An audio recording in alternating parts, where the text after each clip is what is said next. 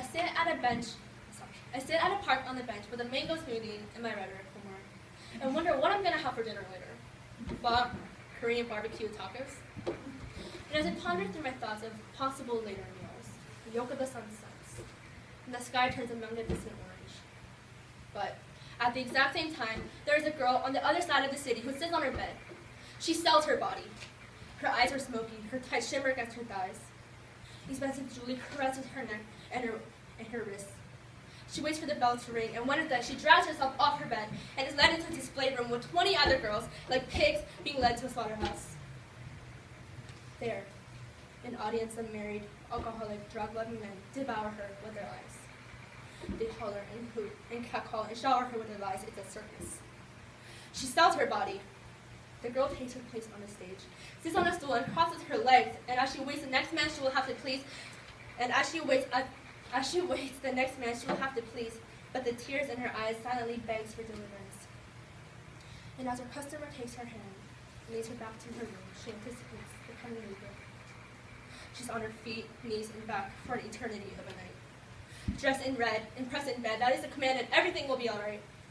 She chokes on her tears because she's just a ghost of someone she wanted to become but never became. She chokes on her tears because her 19-year-old self used to be a 14-year-old girl. A 14-year-old girl that never graduated high school, hooked up with drugs and sex, that young fool. She's tangled up with him all throughout the night under clouds of marijuana and surrounded by the smell of weed that hits her like a brick wall. She carves the dates into her arms and cries with tears of blood every night because she's his personal living puppet. Her pain is his pleasure, and it's something that no amount of love and wealth can measure. She sells her body till the morning. And after she's done, her tears will run once more. She'll bury her head between her bruised legs, and her clothes will drape over her in shredded strips. Her arms will be bruised, but yet it will just be another day that she's been used. The look in her eyes will make her seem 10 times older than she actually is, because she has been told lies that she can't seem to hide no matter how hard she tries to escape. To escape this asylum of abuse called love, not knowing that real love comes from above.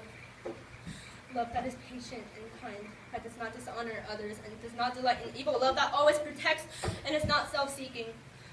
Not knowing this, she sells her body.